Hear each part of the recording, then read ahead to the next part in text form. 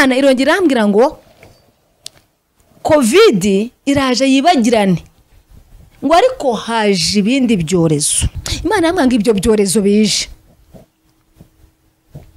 ntabwo bizagutinya kubera ko ufite icyubahiro runaka, ufite nivo y'amashuri runaka, irimo iricuza impamvu yaremye umuntu, kuko ingeso z'abantu yaremye zirushijeho kuba mbi cyane. Abantu bakabije ubugome, bakabije ubusambanyi, bakabije ubutinganyi, barakabije ubwibone, bakabije kuroga, bakabije ishyari, bakabije inzangano, bakabije ubwicanyi. Abantu barakabije ku buryo Imana arambwiye ngo bambwirire ko ndimo nicuza impamvu naremye umuntu. Iyo baza kumenya iwe data we, iyo abantu bari baza akaga, ariko ejo bundi Imana arambwiye ngo bwira abasambanyi ko Uwiteka Imana bahagurukiye. Data we, nyamara mu maraso ya Kristo Yesu harimo imbaraga zirinda abantu ntibasambane. Umuntu akaba hari umupfakazi ntasambane, ayiwe. Umuntu akaba hari umusore ntasambane, ayiwe. Mbona abantu bari gucururiza ku mufuniko y'icupa ry'igikotoro, imifuniko aricyo gipimo. Baracuruza ubugari, akawunga, ibishyimbo, isukari, umuceri ku mufuniko. Baracuruza umva inzozi zibamo we. Baracuruza ku mufuniko w'icupa ry'igikotoro. Kako ndavuga nti cyo, ndavuga nti ce n'est pas possible iwacu mu Rwanda.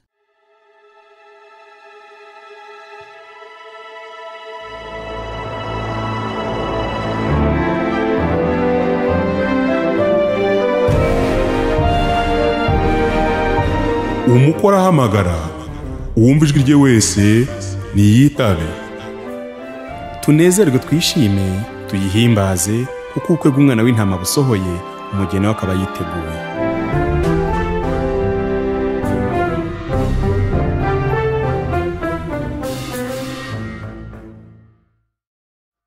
Ubuntu bw'Imana bube kuri wowe, ngize umugisha wo kubana n'uyu mubyeyi. Icyo tugiye kuganira ku butumwa Imana yamuhaye, yamutumye by'umwihariko kutugezaho. Nagira ngo muha akanya abanza dusuhuze, anatwibwire.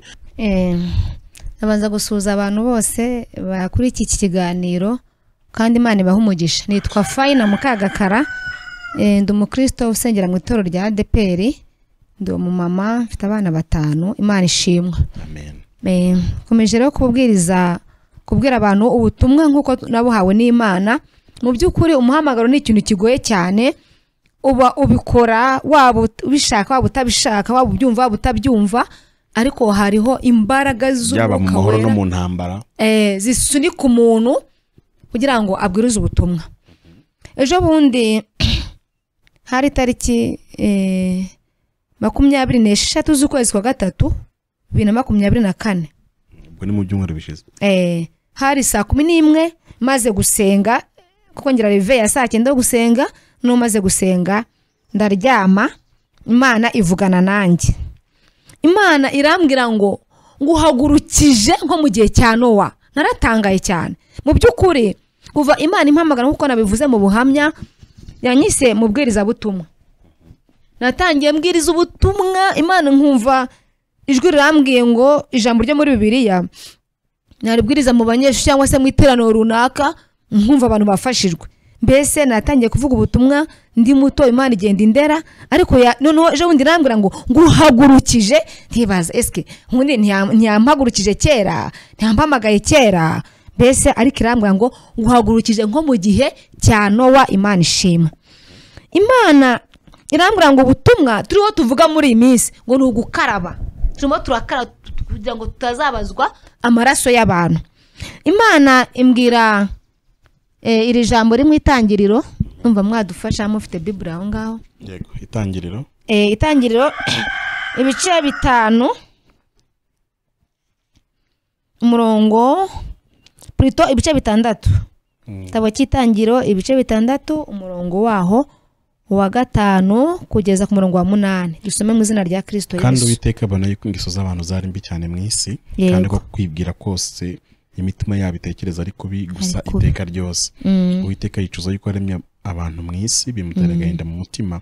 Uwiteka aravuga ati nzarimbura abantu naremye ndetse mbatsembe mu isi uhereye ku muntu n'inyamaswa n'amatungo n'ibikururuka n'inyoni n'ibisiga byo mu n'ibikururuka n'inyoni n'ibisiga byo mu kirere kuko nicishije yuko nabiremye ariko nabagirira umugisha ku Uwiteka. Amen, amen. Hesa umugisha. Iri jambo ryagiye rizaho kuva uwo munsi rikangarukaho.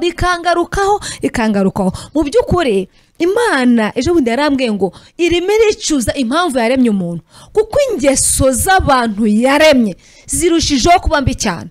Abantu bakabije ubugome, bakabije ubusambanyi, bakabije ubutinganyi, barakabije ubwibane, bakabije kuroga, bakabije ishyari, bakabije inzangano, bakabije ubwicanyi. Abantu barakabije ku buryo Imana arambwiye ngo bambwirire ko ndimo nicuza impamvu naremye umuntu. Imana iturengere cyane. Irambwira ngo agurukije nko mu gihe cya Nowa. Imana imbwiriye indirimbo 38 mu Gakiza. Simbizi niba ari ngombwa ko twayiririmba. Oya ntacyo turayiririmba.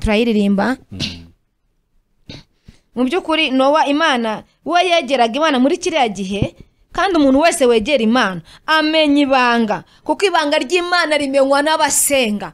Nowa Imana amubwira ati Nowa bwira abantu babazi inkuge, kuko abantu bose bujuje isi ibyaha bazamarwa n'amazi, kandi ayo mazi hazaba ari umwuzure. Nowa abantu baramuseka bamugira umusazi, ariko Nowa agira umugisha ku Uwiteka. Aravuga ngo icyo nzi cyo nuko Uwiteka Imana yabivuze byanze bikunze izabikora. Nowa akomeza kubaza inkuge, abantu batamwumva, abantu bamuseka, abantu bamugira urwamenyo, kugeza ikintu cyambabaje.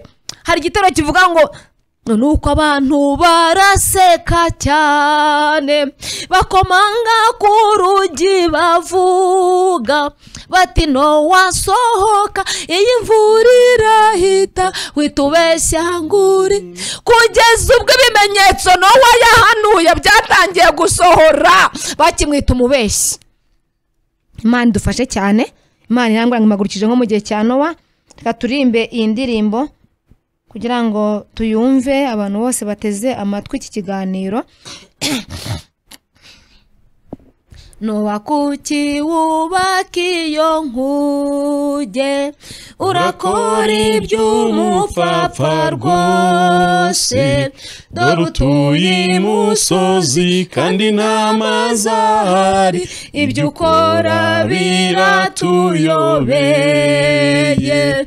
Dore utuye imusozi kandi nta mazi ahari, ibyo ukora biratuyobeye.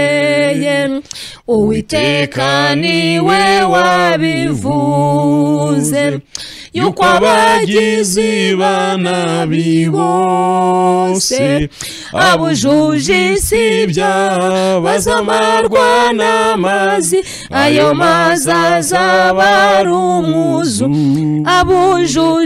Abujuje isi ibyaha ayiwe bazamarwa n'amazi, ayo mazi azaba ari umwuzure.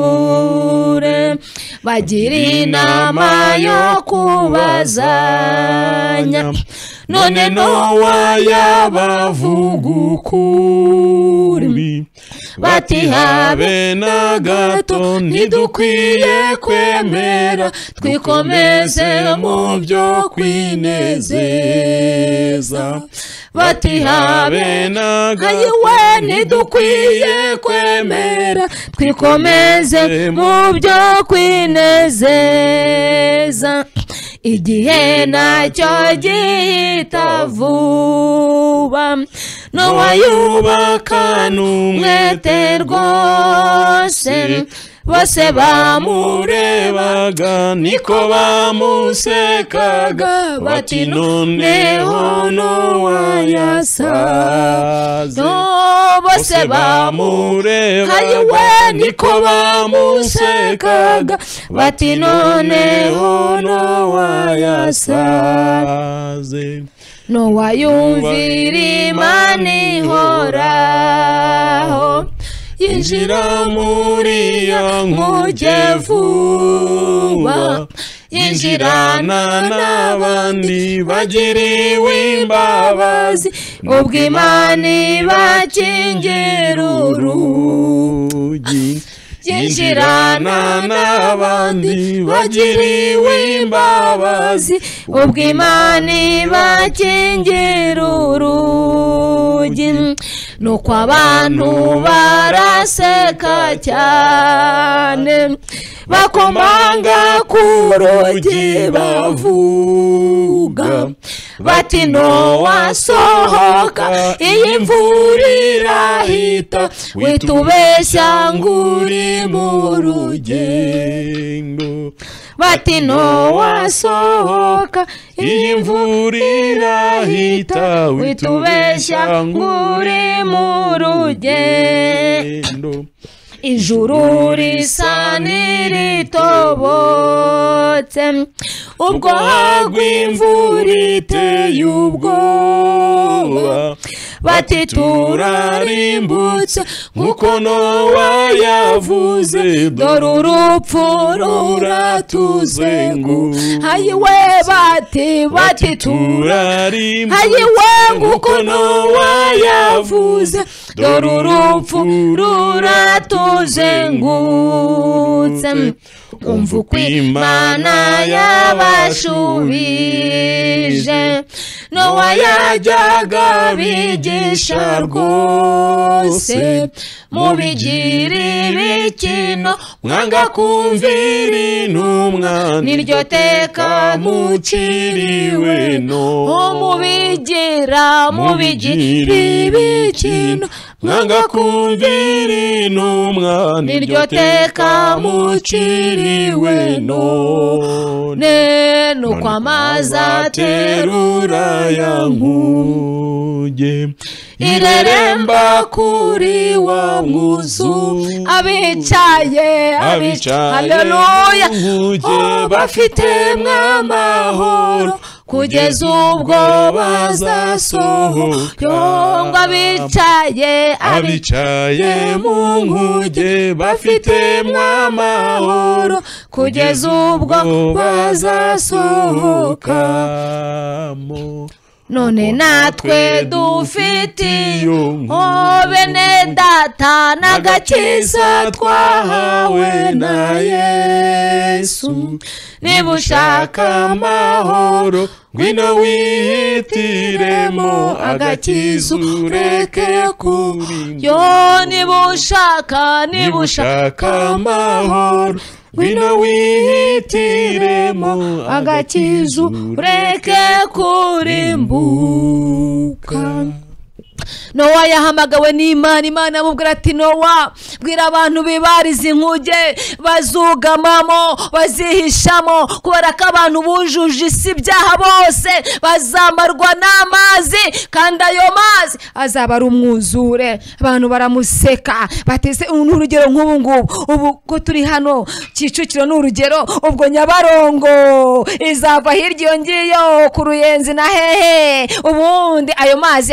bamugira umusazi bamubashyiraho ubwenge babwenge bw'isi baraza banyamugirya rino baraza mufasha kubaza iminsi mike ubundi bakisubirira inyuma mbese ariko nuwarakomeza arabaza ariko icyo nenda kubabwira cyo nuko Imana yarambwiye ngo mbwira abantu ngo kuko nta jambo Imana ivuga ngo rihere mu butumwa bwiza bwanditswe na Luka igice cya mbere murongo wa 37 ngo kuko nta jambo Imana ivuga ngo rihere ryaba ryiza ryaba ribi kuko ryavuzwe n'Imana byanze bikunze rizasora Imana yacishimye no kumbwira ngo guhagurukije nko mu gihe cya Nowa kuvuga ngo nyuma yaho hari ibindi ntazi cyangwa se nawe utazi ariko byanze bikunze hari ibihano ku bantu bujuje isi ibyaha ukuvanga Imana igarutse nko mu gihe cya Nowa ifite uburyo bwayo ngewe nazi izahanamo abantu banze kumvira Imana ikabarimbura nubwo bavuga ngo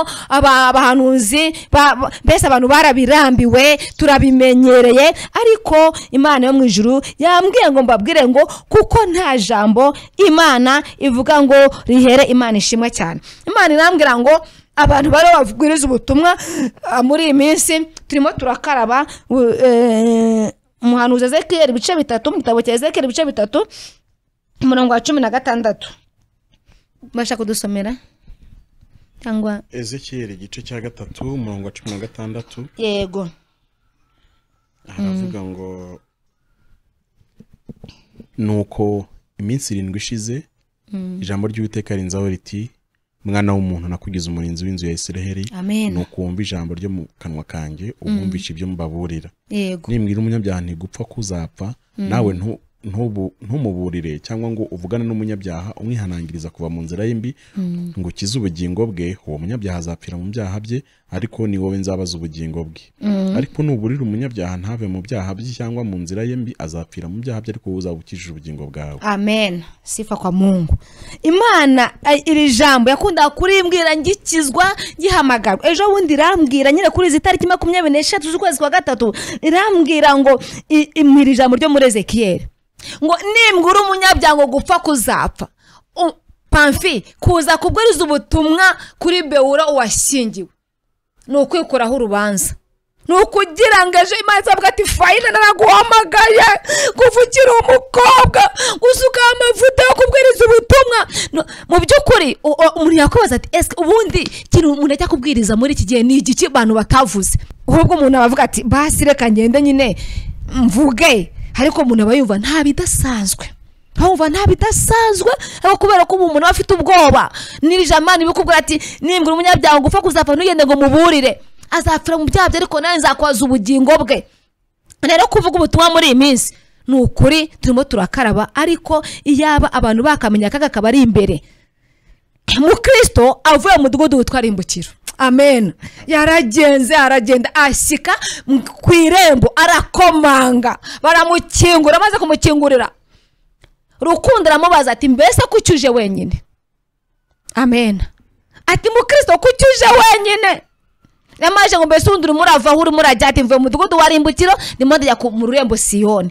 Ati kuki uje wenyine? Ijambo Mukristo yamusubije icyamba ngo uryumve neza ugira ikintu ukuramo.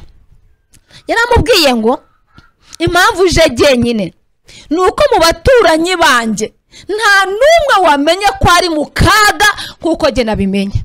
Sifa kwa Mungu. Iyo baza kumenya iwe data we iyo abantu bari baza kaga ejo bundi Imana arambwiye ahantu nsengera nyumva hari muri vacances hari irambwira ngo asejo kwa gatanu ambwira ngo bwira abantu ko Uwiteka Imana nibasiye abasambanye. Iyaba abantu bari bafite amakuru nkuko Mukristo yabwiye mu Rukundo ati impamvu je jyenyine nuko mu baturanyi muri quartier mu muryango nta wamenya kaga arimo nkuko jyewe nabimenye. Iyaba barabimenya ariko ntibabimenya ku rwego nk'urugwe rwamuteye guhunga. Ko yabwiraga umugore we ngo akavuga ngo umugabo yanjye yasaze yabwira abantu ngo basangiraga hafi aho bati iyo ni indwara yo mu mutwe yagufashe.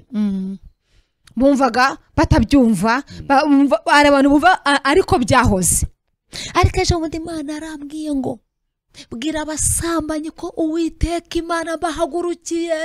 Data we nyamara mu maraso ya Kristo Yesu harimo imbaraga zirinda abantu ntibasambane. Umuntu akaba hari umupfakazi nasambane ayiwe, umuntu akaba hari umusore nasambane ayiwe, umuntu akaba hari umukobwa nasambane. Mu maraso ya Kristo Yesu harimo imbaraga zituma abantu babaho badasambana. Imana ishimwe. Hari umupastor umwe nigeze njyaye Imana ntumye yo gusengera umwana we wari waragize ikibazo cy'abadayimoni arasara. Pasiteri Imana mumugisha naramukunze no mupasiteri muri kiruko kizabukuru yaranganije arambwira ati mwana wanjye Fayina tereka nkubwire ati iyo umuntu ashaka ko ibihume n'ibizimu n'ibidongo n'imyako n'urupfu n'imikoshi byose biziwiwe arasambana. Arambwira ngo iyo umuntu asambanye ubukinguye kuzimu yose uvuga ati karibu nta gisigara. Imana idufashe. Rero Imana Prito Mukristo abwira Rukundo ati impamvu vuba mu mudugudu wa Rimbukiro jyenyine nuko mu baturanyi banje nta wabashije kumenya ko ari mu kaga kuko jye nabimenye. Imana turengere cyane. Abantu rero bateze amatwi iki kiganiro ndabinginga ngo nimuhindukire kuko byanze bikunze hari akaga. Byanze bikunze imbere hangaha hari akaga. Pamfi hari akaga. imbere ahangahara kuko ntabwo Imana izawe ruhanya n'umwana w'umuntu ko nta jambo Imana yavuze ngo rihere. Imana dufashe cyane. Mperutse kugira amayerekwa atandukanye 2019 mu kwezi kwa kane hari tariki 15 ndabyibuka. Nararyamye ndarota ibyo nari ndi kuruyenzi uko navuye Rusizi nzi Kigali ndahabaho. Imana yambwiye ngomba kuba mwitoro ngomba kuba ariko nza kubona akazi njya gukora kuruyenzi mbayo biza kurangira kampani yakoragamo service yanjye ihagaze ngumo ndacuruza ariko Imana iza kumbwira ati subira Kigali mbese ahantu yambwiye nkiri Rusizi ramwa ipresizitoro n'umudugudu ramwa ati subira Kigali. Ariko icyo gihe yabimbwiye ndi kuruyenzi 2019 irambwira plutôt ndarota mbona abantu bariho baracuruza. Nange naracuruzaga muri covid hacuruzaga rwose ibintu by'imiceri n'ibyo kurya mfite abakiriya ibintu bimeze neza. Noneho ndarota mbona abantu bari gucururiza ku mufuniko y'icupa ry'igikotoro imifuniko aricyo gipimo baracuruza ubugari akawunga ibishyimbo isukari umuceri ku mufuniko baracuruza umva inzozi zibamo we baracuruza ku mufuniko w'icupa ry'igikotoro. Ndavuga nti ce n'est pas possible iwacu mu Rwanda. Ambwira ngo bwira umuntu wese asengere igiciro cy'ibiribwa ku isoko. Hano nagiye mbwiriza ubutumwa mu bagore hehe hose za Ruyenzi ko ndakubwiriza cyane no mu bagore nuko nkazina mu mujyi nkababwira no kwiremera hehe hose aho Imana agendaga intuma hose. Noneho nza gusenga amasezerano y'iminsi 7 mfite ikibazo cy'umwana wanjye ndi gusengera umwana wanjye iminsi 7 ntanywa n'amazi. Ngeze ku munsi wa 5 nkugarura mikoro uyiyegereza. Ngeze ku munsi wa 5 Imana yambwira ngo byanze bikunze ibyo navuze bizasohora inzara nk'isamari izatera. Ndakanguka nuko 2021 mu kwezi kwa 12 Imana yambwira ngo bwira abantu ko yanzara nk'iyi Samariya iteye. None ikintu cyanangaje ejo bundi mu kwezi kwa mbere k'uyu mwaka 2024 tumaze kugira ibirayi umuntu nabirabirayi bya Nyirakare tubigura mu biceri 300 ibishyimbo igiciro cyagabanutse mbese umuntu afite ibyiringiro ko iby'inzara birangiye. Imana yambwira ngo byuka usenge cyane ko inzara ije. Ariko hagati aho ngaho ku bintu by'inzara hari ikintu Imana yabimbwiyeho. Imana arambwiye ngo umuntu uzatanga kimwe mu 10 ntago azicwa n'inzara ntago azasonza. Kimwe mu 10 nubwo abantu bamwe babagize business abandi bakaba nabo batabyumva ariko kimwe mu 10 n'itegeko ry'Imana. Imana aransanze irambwira ngo iyo nzara igiye kuza umuntu uzayerokoka n'umuntu uzatanga kimwe mu 10 Imana izamugaburira muri iyo nzara izamugira neza. Rero nagira ngo mbwira abantu bihangane batanga kimwe mu 10 n'umutima ukunze bagisengeye bagitange imikoreshereze yacyo ntibareba. Ahubwo umuntu atanga kimwe mu 10 kugira ngo Imana izamurengere mu iyo minsi mibi igiye kuza. Imana idufashe. Imana irongera irambwira ngo covid iraje yibagirane ngo ariko haje ibindi byorezo. Arambwira ngo haje ibindi byorezo. Nagiye kubona mbona abana biga mu boarding baba ku mashuri umwana afashwe n'umutwe ukamurya bikarangira umwana apfuye bamushyinguye. Imana yamwanga ibyo byorezo bije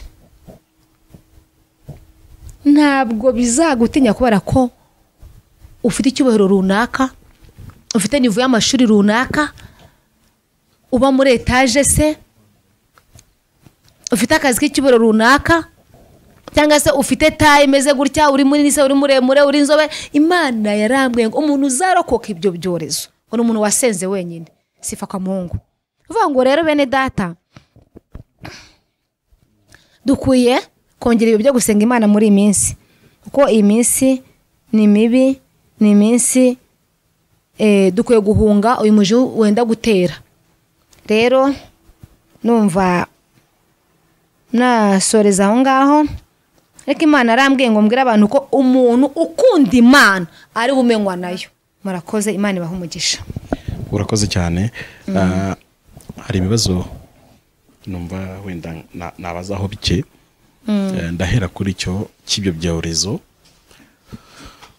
Ni iki umuntu udukurikiye cyangwa se umukristo yakora? Kuko niba ari ibyorezo bizafata abantu, si ubwa mbere abantu bakurikira Bewura bumvishe ko imbere hari ibindi byorezo kandi bibi, ariko dukwiye gukora iki? Imana nakubwiye ko twakora iki? Ngewe nuko nubaha Imana, kandi mu by'ukuri ndabizi neza ko nyuma y'ubuzima hari ubundi. Ndabizi neza ko uyu mubiri wacu uzabora, nta nubwo umuntu abaza iminsi asigaje muri iyi si. Rero ngerageza mbese kubaha Imana, nubwo kubera isi bitaba 100%, ariko mvuga ibintu Imana yambwiye. Imana arambwiye ngo umuntu uzarokoka ibyo byorezo ni umuntu wasenze, ni umunyamasengesho, ni uburyo bwo gusenga. Kandi birashoboka kuko ndibuka covid yenda gutera, hari umuhanuzi icyo gihe nari ndi ku Ruyenzi wavuye Rusizi Nyamasheke ahari, witwa Byeri Jeremy, arazatubwira ngo nta muntu waruzi ko ibyorezo byaza. Atubwira ngo abantu bose, aratubwira ngo hagiye kuza ibyorezo, ariko ngo abantu bitabire nibature. Aratubwira ngo cyagiye uwikuraho ishuka muri ambo ya 10:00 ngo urukingo rwa mbere. Aratubwira ngo ngo usohotse umuyaga ugukubita hanze n'urukingo rwa kabiri, none winjiye mu rusengero n'urukingo rwa gatatu. Kandi koko abantu basenze mwabonye ko Imana yabanye natwe. Rero ubundi igihe Imana yarongera ambwira ngo ibyorezo bigiye kuza, nimbwira abantu basenge. Nirwo rukingo ni amasengesho. Ni amasengesho ku byorezo, ni amasengesho. Ku bijyanye n'inzara, abantu batekereza niba habaho ikintu mu bintu Imana yambwiye bintera ubwoba no kubitekerezaho, ni inzara. Kuko Imana yarambwiye ngo inzara izabaho, njya mbyibuka kenshi gashoboka, irambwira ngo izaba inzara izatangizwa no kuzamuka kw'ibiciro. Namira ngo ibiciro bizazamuka, hanyuma nyuma yo kuzamuka kw'ibiciro muzagura ibintu nabwo ntacyo kuzamuka kw'ibiciro bizahungabanya cyane, abantu bazabibona. Ariko ikizaba bere ikimenyetso gikomeye kibi nuko noneho muzabura n'ibyo mugura. Hagiye kizabaho mugure bazamura ibiciro, ariko noneho nabyo mubigure mu bimare mu buri cyo mugura. Hanyuma ikizakurikiraho abantu bazaryana. Imana iramira ngo muzajya mwumva Pamfili yapfuye, wenda musange nk'umuramba wa Pamfili ku musozi, ariko musange nta maguru afite, kumbi bayariye. Yego, musange nk'umuntu runaka yapfuye ariko mu muburi gusa mubone, mwibaze niba ari nk'inyamaswa muri, ariko abantu hari bo bamuriye kubera ubwinshi bw'inzara. Ikintu cyantangaje icyo gihe Imana bimbwira, yarambwiye ngo nyuma y'uko bivuze nta mwaka, donc nta muntu uzakorana anniversaire atarabona icyo kimenyetso cya mbere bitaratangira gusohora. Narabivuze umwaka utarashira, ibintu byose byikubye, nta kintu kitikubye inshuro zirenze 2-3 gutyo kuzamura mu biciro. Abantu bamwe baramubwira bati ibintu byasohoye, nkambwira noya, kuko nturabona abantu baryana, nturajya guhaha ngo buri cyo ugura. Iki ni ikimenyetso kuko bizaba mu ma step, bizazamuka, hanyuma noneho munabibure bizamuka abantu baryane. Bintera ubwoba. Gusa Imana ikamira ngo uwaye wizamurinda kandi zamunagera muri ibyo bihe, ni ikintu gigoye. Uyu munsi wongeyemo kandi kantu kavuga ngo ko gutanga icya 10, bivuze ngo abantu batanga icya 10, uvuga ijambo rikomeye. Abantu sinzi wenda riba baryumvishe, kuko ngiye biyongeze ku bintu umuntu avuga ngo Imana, sinzi ukuntu umutima wanjye ukanguka ku rwego runini. uravuga ngo babikore bakoresheje umutima ukunze. Imana isaba amaturo iyo umutima ukunze iteka ryose mu byiciro byose. Ko nizo cyo kintu Pawulo yigisha mu Bakorinto kuva mu gice cya 8 mu Bakorinto ba 2, nibyo bintu ihema ry'ubonaniro ryaryubatse. Abantu basoma igitabo cy'Abalewi, Imana yavuze ngo abantu batange ibyo, ariko kubakoresha umutima ukunze. Salomo yubaka urusengero, muzasome mu gitabo cya 2 cya Samweli ndetse no mu Bami, basa bagarura ni mu ngoma bagarura inkuru za Dawidi uko bajya gushaka ibintu byo kubaka inzu y'Imana babikoze bakoresheje n'umutima ukunze kandi batanga ibintu byinshi. Gutanga icya 10 ntabwo bihesha ubugingo. Mwene data unkurikiye rwose utaza kumva Fayina avuze ngo bizakurinda inzara ngo ugire ngo bizanaguhesha ubugingo.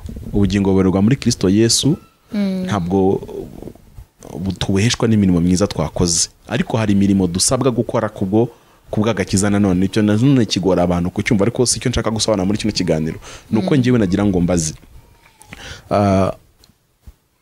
umuntu aratanga icya 10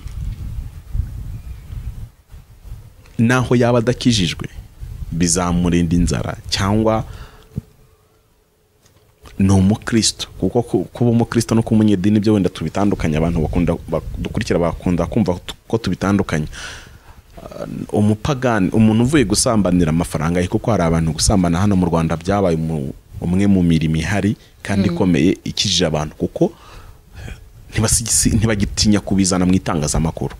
Kumva umuntu aricara avuga ati njyewe niba unahari fata nimero yanjye mpamagare njyewe. Urumva ko ni ibintu nsaba abayobozi badukurikira mu by'ukuri, kumva umuntu yacitswe akavuga ijambo ribi agatukana akavuga gute, ashobora kuba atarabiramutswe ari amarangamutima amufatiye kuri kamera, ariko umuntu uhaguruka akaza akavuga ngo njyewe ndicuruza nangahe. Nigeze numva indaya ivuga ngo njyewe ariko ndabanza nkanakumvisha, washima none tukajya mu biciro.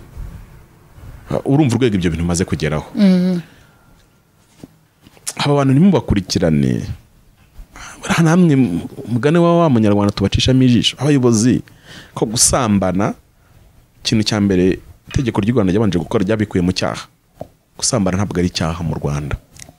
Mu mategeko hana, yego mu mategeko hana, kereka umugore waciye inyuma umugabo cyangwa umugabo waciye inyuma umugore, kuko bo basezeranye ko batazasambana.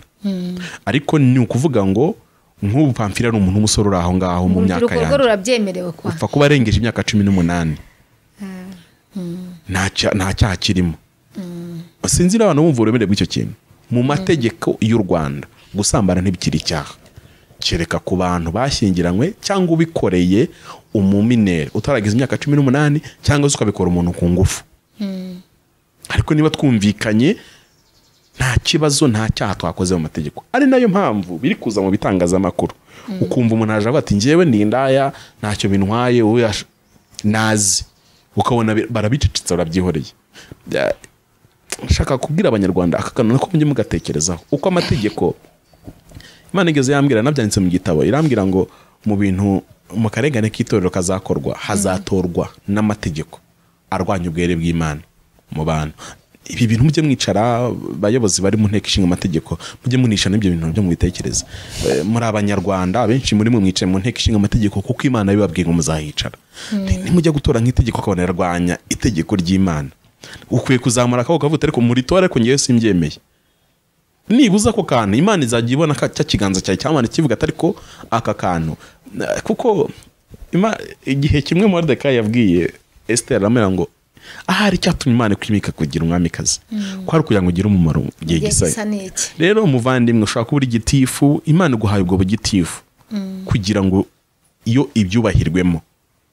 Ibaze kuba uri nka minisitiri ukurikije iki kiganiro, uwarize Imana yakubwiye ngo mwana wanjye nzaguha kwiga, wari uzi ko yabishakiraga iki? Kugira ngo uzajye muri iyo minisiteri ukorera Imana. Uri umusirikare, Imana yakubwiye ngo nzagujyana mu gisirikare, ko ari kugira ngo ube umusirikare wubahisha Imana.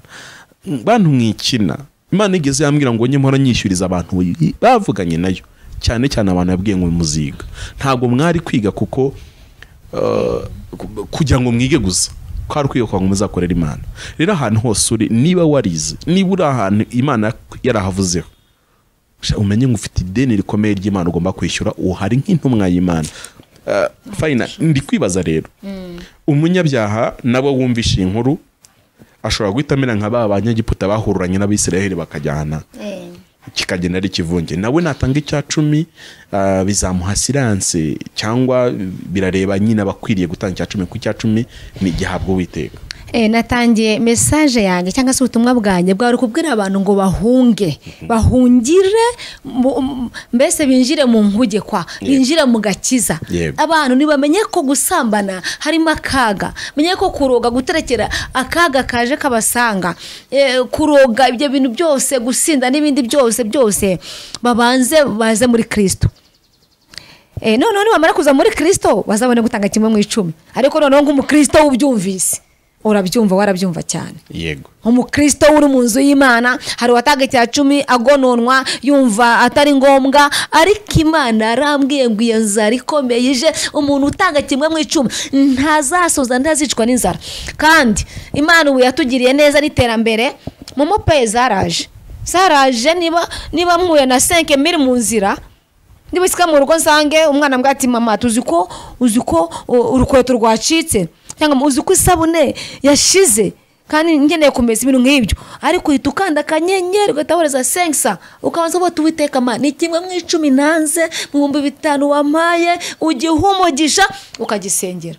Kandi ndahamye ndashidikanya ko ibintu nabibwiye n'Imana itabasha kubeshya kandi izabikurikirana, bizasohora byanze bikunze. Imana ishimwe. Ariko nabwiraga ngama message ya mbere mfite yo kubwira abantu ngo bave mu kaga k'ibyaha, bave mu kaga k'ibyaha, namara kuva mu kaga k'ibyaha bakizwe, bashaka Uwiteka bishobora kwabonwa, bahunge umuje ugiye gutera, bahungira mu nzu y'Imana, uvuga ubutumwa bwiza, ubundi batanga kimwe mu 10. Ariko abasanzwe bari mu nzu y'Imana babyumve kenshi. Imana iduhana umugisha. Murakoze. Sinzabura kubivuga kuko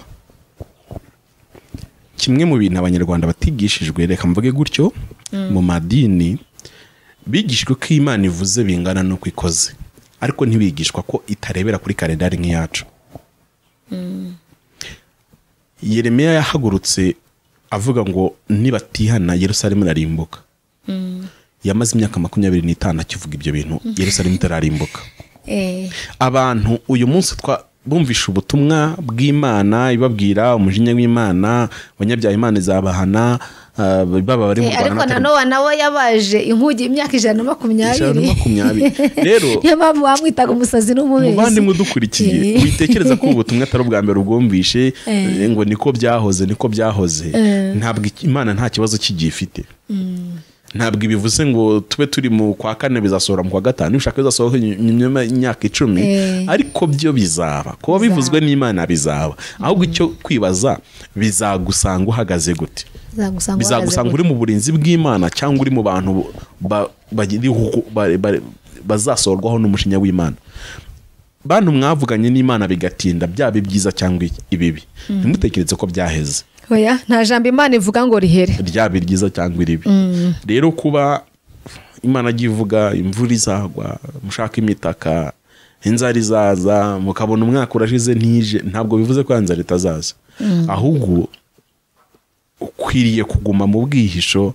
Njya nkunda kwibuka inkuru ya Mutima muke wo mu Rutiba. Wayizeho? Wayizeho. Buriya Mutima muke wo mu Rutiba iyo murebye mbona bara abanyarwanda bara abafilozofi mu buryo bumwe, kandi bara abanyabwenge pe. Iriya mbwa ura mu mfumo aragurira ingwe, arabwira ati dore imbwa uzayifatira ku mayezi, uzayifata rwose, uzayica humura. Imbwa yari iri aho ngaho mu mutiba iri kubyumva, umupfumu ari kuragura n'ingwe yicaye aho, kandi akajya avuga ati ariko Umutima muke wo mu Rutiba wabyumvishe? Rimwe ngo yumva ngo amayezi ngo hanze, yaravuga ati none ko ahumura cyane, ariko uri ibyo naraguriye iriya ngwe. Ati basi mbabarira umvane mu mutiba nicare muri saro gato numve. uko yumva niko amaheza arushaho kuyihumurira. Aravuga ati mbabara basi mpagarare ku muryango. Bwa gatatu irayibwira ati mbabara ngire ku irembo basi. Shangu byarangiye isohotse ariko ijya ku mayezi kumbe ingingwe nayo iri hafi aho irabunze isimbukira kwa kanera yifata. Biriya ngo yagiye ivuga ati umupfumu n'umuhanga aragura ibintu bizasohora. Ariko ikibazo imbwa yo ntabwo yabyumvishe, ntabwo bayifashe. Mwabarokore mwe iyo Imana ivuga kwirakariye abantu iteka ryose umujinya w'Imana uri ku banyabyaha. Hanyuma ahantu ho guhungira umujinya w'Imana ni hamwe honyine, ni muri Kristo Yesu. Ntabwo ari mu mirimo myiza, kuko nimwagira imirimo myiza ntimuzarusha discipline ababuddhist. Bagira discipline ibabwira ngo ntuzashake. Nigeze mbona inkuru mu minsi ishize ku binyamakuru by'abazungu bavuga umugabo n'umubuddhist avuga ko arinza apfa, donc ageze mu myaka y'ubusaza imwe asigaje izuba rimwe agapfa, kuko ari mu myaka muri za 80 gutyo, ngo atarabona umukobwa cyangwa umugore. Iyo fenomeno urayumva? Ndabyumva. We muri discipline bamutoje amwe ngo ntuzigere reba umukobwa cyangwa umugore. Hanyuma abaho mu buzima burizora adashaka kubabona. Arabimeteninga birakunda. Rero kugira discipline nziza no kugira imirimo myinshi itari muri Kristo Yesu. Muri Kristo Yesu nta gaciro rwose. Nta kintu maze ntabwo yakurokora umujinya w'Imana. Urakoze nagira ngo nguhakanye kandi nanone usengera abantu bumvisha ibi. Kuko kubyumva ni kimwe, kuko Ibrahim mbwa yari yahunze. Kandi nta kwitari yagize iranze guma muri saro. Ihagarara ku muryango, ariko nyine kwihangana kuresista impumuro y'amayezi kombwa. Erega burya imbwa zihumurirwa n'amayezi, ko twebwe dufite ibindi byacu natwe bitukurura. Ubu hari umuntu Imana yabwira ngo nareke gucuruza, ahubwo agitabona bacuruzanyaga bose barimo barunguka. Ayo ni nk'amayezi ari kugukurura, ugasanga wa muntu utangiye kuyagucaho mu modoka uri nakabambiri zashize. Nabyo ubwo n'uburyo bw'amayezi. Aje ubu nakoranye ikiganiro n'umukobwa witwa Maria, n'umukecuru ariko n'umukobwa. Nakibonye. Cyantangaje ku rwego rukomeye. Naramubajije nti Maria, ukaba urengije imyaka 60 ukiri isugi please. Ntabwo yigeze niyandarika, arambye ati oya, kuva ndi na mutoya bambwiye ko ari bibi. Nkunda Yesu nza kugira umuyigisa nonda mwimenyera. Ubwo rero namuhaza kuki utaguye, ko abandi bakobwa iyo basenze ntibasubizwa bahita bayivamo bakabanza. Kuko umuntu baramubwira hari ikintu kiriho kimbabaza. Umukristo wenda mwitorero runaka tuvuge muri ADPR, bakamubwira bati ihangane Yesu azagomaga, bagatabaya namubonye muri Isilamu. Akabaguye ngo akajyayo muri Isilamu ngo ubwo ngazagaruka yihane nyuma. Hanyuma shenge bakunda kutubwira ngo ni Imana yaranyoherejeyo. Imana ntiyoshwa n'ikibi nta n'uwicyohesha. Ntabwo Imana yabwira Pamphile ngo ninjye kwishyira biri mu mugambi wayo, ntabwo bibaho. Nta mu mugambi w'Imana nta cyaha kibamo habe. Mwitubeshye ntacyo. Nyuma wenda nshobora kugwa Imana ikongera ikambabara ku munyabyaha wese wihana Imana yamubabarira uko yaba yaraguye kose. Ariko mujye mwiko agacuma k'umurando ntigashyirwa umukwe uko kaba ari keza kose. Hari ingaruka zizazana na bya byaha waguyemo. Wewe ndamubaza kuki utaguye. Mwibutsa umuntu umwe baraziranye, kuko turamuziranye ngewe nawe. Mbwira nti runaka ntuzi ko yaguye, nawe yari umuhanuzi ukomeye. Ntuzi ko ngo yageze mu myaka ikuze agahita ahitamo kubivamo akajya gushaka umugabo. Arambwira ati nawe usara cyamufite. Muri cyo mvuga. Ariko bene data yansubi naramubajije ngo kuki utaguye none ngo bivemo burundu, kuko byanze byemeye ntiyabuza abantu umuhanura ibombe. Ikindi yari umukobwa mwiza, none iyo umubona ashaje gutyo ubona ko ari mwiza, atari umuntu mubi wari kubura umugabo. Nta n'umubirega wo kubura umugabo baho. Ariko noneho arambwira ngo ngewe rero umva ibi ahantu dutandukaniye. Ngewe nakijwe nshaka ubugingo. Yesu ntaraza ngo menye ko nabubuze. Amen. Iby'umugabo mumazamume cyangwa byihorere. Icyo nshaka no kumenya ese Impanda yaravuze ni hoya. Yesu watwaye itorero ni hoya. None se kari cyanzanye muri ibintu byo gukizwa. Ibyo bindi byo ku ruhande ni imfubyi. Yaramugaye uyu munsi wenda ni nk'akantu ntabwiye abantu. Toilette yabitindishije imitumba data we ni hahandi ushobora kujya gato ugahita ugwamo. Noneho arwaye amaguru, arabyimbye amaguru, ibintu byitwa elephantiasis, nyine abyimbye amaguru ku buryo ntiyajya kuvoma, ntiyajya gutashya. ubundi utekereza ko uwo muntu arya ati, ariko ntungurwa no kumva ukuntu akunda Yesu bitandukanye n'ibyo mbona mu bavuga ubutumwa twebwe Imana haye. ubasha kwijyana kuri toilette, Yesu ubasha kwigurira ikintu kakirya. Arambwira ngo ntabonye manu y'Imana sindya, kuko nta mwana afite muri iyo myaka 60 ngo ajye kumuzanira amazi. nta mugabo, urumva nta na bene wabo wabugufi ni imfubyi, nta nagaciro bafite muri famiye se arayifite, aribana muri iyo nzu nyine y'uburushyi, ari aho ngaho. nta kibasha kujya ku rusengero, noneho ngo profite byandi byo ku rusengero baba batetse bakaba bamugaburira. ariko arambwira ngo icyanzanye hano ni ubugingo, ibindi bintu kuba Imana itari Imana cyo bintwaye, kuko sinaje byo nyishakaho. bavandimwe, n'Imana guhamagaye werebera ku mazari Kigali. hari abantu baguye ngo kuko Imana yabimye amazungu, yabimye abagore, yabimye abana. No, nicyo cyakuzanye kuri Yesu, yani nicyo kintu warayobye. dukwiye kuza muri Kristo duhunga umujinya w'Imana. Amen. Nudahunga umujinya w'Imana muri Kristo Yesu, uzagera muri Yesu ariko usambana. Kandi umujinya w'Imana uri kubasambanya, Imana izana kwicira mu rusengero rero. Pamfe, buriya impamvu Imana yagize uwo Mariya gutyo, umwanditsi w'Abaheburayo mu 12 yaravuze ngo tugoswe n'igicucu cy'abahamya bangana batyo benshi. Ni ukuvuga ngo Imana yabikoze ngo uriya azatsindishiriza abantu benshi, kuko hafi ahangaha mu gihe ntazi nawe utazi hari umunsi w'urubanza. Kandi umuntu wese Imana yaremye mu ishusho yayo ikamuha ubwenge azanyura imbere y'intebe y'imanza. Umwe azavuga ati jyewe umuntu yabaho adasambana n'abafite umubiri. Mariya ahita yipresenta aho ngaho, akubwira ati ariko njyewe n'ubu ndacyategereje Kristo kandi ndacyari isugi.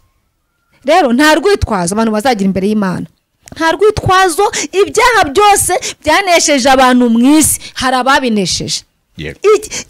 Niba ari n'ikigeragezo hari uwakinesheje. niba ari inzara uzabona ko Lazaro yaryaga ibyo munsi y'ameza nyamutunzi, imbwa zirigata ibisebe, ariko yagiye mu ijuru. Niba ari ubupfakazi, umuntu azabona uriya mupfakazi Ana yamaranye n'umugabo imyaka 7 yonyine, ngo indi 70 ingahe haleluya, agoma mu nzu y'Imana asenga yiyiriza ubusa kugeza ubwo iby'Imana yavuze byasohoye. Ana ataraseba gusa ko ngo Ana yari yarabwiwe n'Imana kazabona Yesu. None se Imana igeze umwe ngo nzaguha inzu? Wapi Imana se igeze umwe ngo nzaguha undi mugabo? Ntiyaramukeneye se? Ariko uyu munsi Imana irakubwira ngo umwana wanjye umurimo ni mugari imbere yawe, utivuga uvuyeho. Banza umpa kawunga nirire, banza umpa kawunga, banza umpa imodoka, banza umpa ibi. Data we, ariko tuzasobanurira iki? Uko naganiriye na Mariya amagambo arashira, ubwo buranyica. Njyewe muzi basengera abasazi bagira gutara abanyamwuka bakomeye, hako sinenzi ko ari umukobwa, nenzi ko ari umugore. Arengeje imyaka 60 aracyatuje, yanje kwicira inzira. Suko yari kubura ikigabo cy'ikigoryi, kuko ibigaro by'ibigoryi nibyo turabigira birahari. uko umuntu yabasakoze ntabwo yabura umusambanya. Yego, ntago bibaho. Nibize ngo byarakana kazamusajisha. Ahubwo urukundo akunda Kristo, akunda igihugu turimo kujyamo, niyo mpamvu byose yabiretse. Imana ishimwe. Nanjye ahantu mvuka hari abakobwa 2 bashaje bahamagawe n'Imana, ari abakobwa. Niyo munsi mvi zaraje kandi baracyafite ubuhamya. Rero nta kintu abantu bazitwaza kutabandangira ngo njye kubasura. Ahubwo abandi unyibukije ko hari umukobwa w'Ikabera ari Nyabisinda, muri bana Manyakabera. Nyabisinda ya Muhanga. Ndamwibuka yabanaga na Mariyamu, nawe Imana amuhuje gushaka ko nzajye kumusura numve. Hari abantu ijuru ryaryoheye rikabahumurira, kajya gaturimba kavangu ngo ijuru ryahumuye we. Ariko uyu munsi banza ritagihumurira abantu kuko bapfuye amazuru. Barapfuye, ariko Pamfi hari abantu bakiye bagifite inyota y'ijuru, bagishaka. Imana ishimwe. Mu Kristo ejo bundi Imana yarambwiye ngo bwira abantu basenge nka mu Kristo na mwizerwa bageze mu isoko ry'imburamumaro. uzi ukuntu bavugaga se baravuga ngo Uwiteka Mana ukebukisha amaso yacu ye kureba ibitagira umumaro. Kandi muri iryo soko ry'imburamumaro harimo ibicuruzwa byinshi n'abakiriya benshi. Muze muduhahire bagapfuka amatwi. Urebe ukuntu ahubwo kwanga kugura byabukuriye kujyanwa mu nkiko. Kujya mu nkiko cyabara ko bitwa binatuma mwizerwa ahapfira. Ariko mubwiriza butumwa arababwiye ngo uri buhasiga ubugingo ararusha mugenzi we guhirwa. Uri buhapfire ngo suko ari umutange gusa kwinjira mu Rurembo Siyoni ari bubakize n'amakuba menshi mugenzi we azasigara ahura nayo. Kandi koko mwizerwa amaze haleluya ariko Imana ishimwe we. Ariko Pafi tuzajya mu ijuru. Ni ukuri ko Imana yo mu ijuru Pafi nkubwiza ukuri. Imana yo mu ijuru Fayina nzajya mu ijuru kuko mba numva n'ibyiringiro byanjye. Kandi nanjye nyine ibi biratubwira ngo ubwami bw'Imana buratwaranirwa. Intwarane zibugishamo imbaraga. Ariko mba numva mbwira Yesu nti Yesu we Yesu ufata ngomeze. Ubwo uzi ukuntu ibintu byanjeho byo guhanura. Uzi ko ngiva mu ishuri nkimara gukizwa barambwiraga bati muramukazengera avuga ati Fayina ati koko ashaka kuba muri ADPR ati nazangutiye ati ubundi wowe reba n'ukuntu n'isura yawe ati nibura abaga ubuyogoshesheje n'agapantaro wanyuraga mu nzira ati ubwo wowe ADPR wayishobora ngahita mfata yitatu ndarya nanywa n'amazi. Yesu we mfata ngomeze Mana we bavuze ngo sizabishobora mfata ngomeze.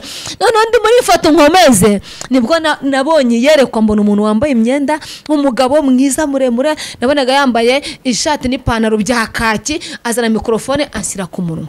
Nandi gusengera ahantu mu nzu nahise ngira ubwoba ndakingura ndasohoka nibaza ibimbayo. Ariko iyo umfata ngomeze Yesu we Imana izangeze mu Rurembo Siyoni kuko mbana bafite inyota.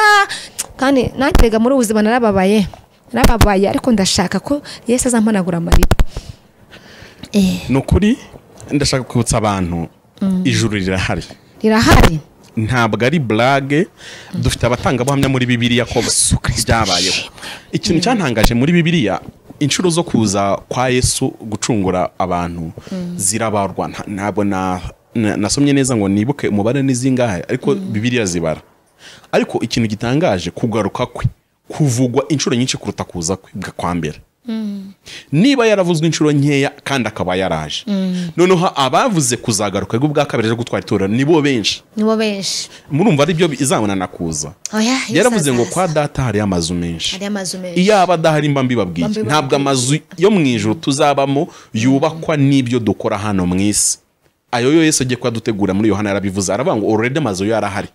Nigeze numva umunyacyangwa umwe ngo yigisha avuga ko ngo amazu tuzabamo mu ijuru yubakwa n'ibya 10 n'amaturo n'ibindi byose dukora hano mu isi. Njya kumushaka mva i Kigali njye cyangwa kunjya kumureba mutunga kamera arambwira ati abo bantu barambeshya si by'Imana yambwiye.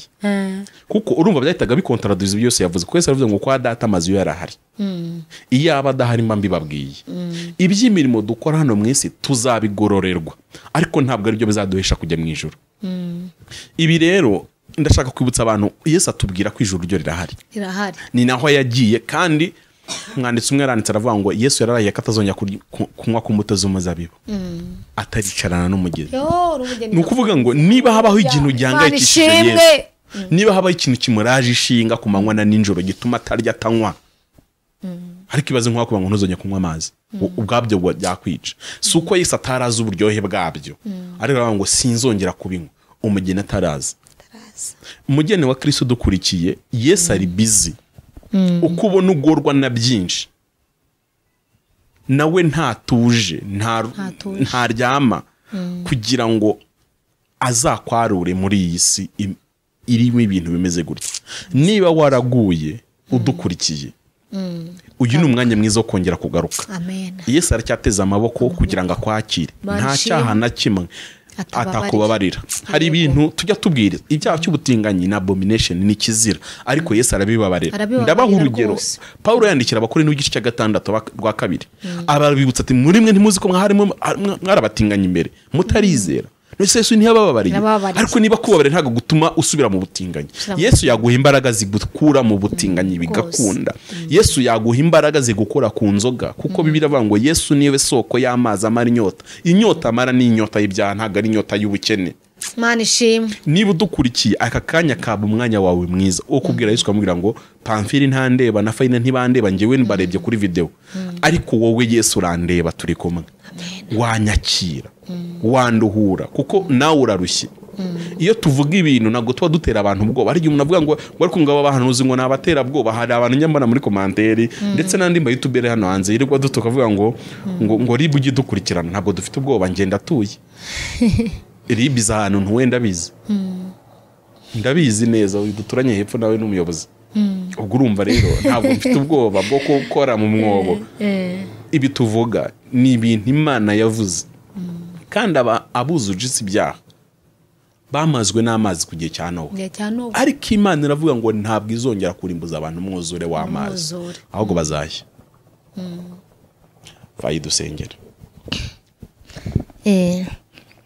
Dusenga Imana. Imana yacu ni nyembabazi, na wa mwana w'ikirara yaragarutse. Birira mutubwira baramwakira, bamubiza, bamubagira ibimasa n'ibintu byinshi. Nawe rero udukurikiye rwose, Yesu ateze amaboko ngo akubabarire mu izina rya Kristo Yesu risumba andi mazina yose. Ndagushimiye kubw'uyu mwanya mwiza w'ubutumwa butambutse. Sengeye abantu bose babwumvise kugira ngo umwuka wera abasobanurire, abumvishe icyo bashakaho. Mwana w'intama w'Imana, erega wapfiriye amahanga yose, wapfiriye isi yose, wemeye kumena amaraso y'igiciro ku musaraba i Golgotha, wemera kubabazwa urupfu rubabaje rumeze kuriya. Sengeye umuntu wese wumvise iri jambo ryawe kugira ngo umwambike imbaraga. Mwami Imana yacu, ndabizi neza ko ufite imbaraga nyinshi cyane zikura abantu mu byaha, ufite imbaraga nyinshi cyane zikura abantu mu bubata bwa Satani. Izina rya Kristo Yesu rirakomeye cyane. Ndasenze ngo umuntu wese wumvise iki kiganiro, Mwami Imana yacu, umwuka wera amusange, ntabonera amahoro mu byaha. Sengeye abajura babyumvise, sengeye abarozi babwumvise, sengeye abibone, sengeye abasambanyi n'abatinganyi, sengeye abanyabyaha bose bumvise iki kiganiro, ngo umwuka wera ntabemerere, ahubwo ababature, abakore mu mwijima w'icuraburindi. Urakoze Mana, utanga ubwenge abantu bahunga umujima ugiye gutera nko mu gihe cya Nowa. Nuko abantu benshi babiciye amazi, barabisuzugura, barabirambirwa, ariko byarangiye bamazwe n'umwuzure na y'amazi uko wari warabivuze. Rero ndasenze kugira ngo abantu bose bumvise ubu butumwa ubaye ngo umujinya wenda gutera, umujinya uzatera mu gihe cyo gucirwa urubanza tutazi imbere ahangaha, abantu bawe uzabarokore, bashyire ikimenyetso cy'amaraso yawe kugira ngo bashe kunesha, kandi utanga imbaraga kubera ko isi iradukurura. Abadayimoni barakora cyane. Dusabye imbaraga z'umwuka wera, dusabye imbaraga z'umutima mu izina rya Yesu Kristo ufite imbaraga. Mana nyir'ububasha, ndakwinyiza kugira ngo ubature abantu bawe. Bisabye Imana Data mu izina rya Kristo Yesu, amen.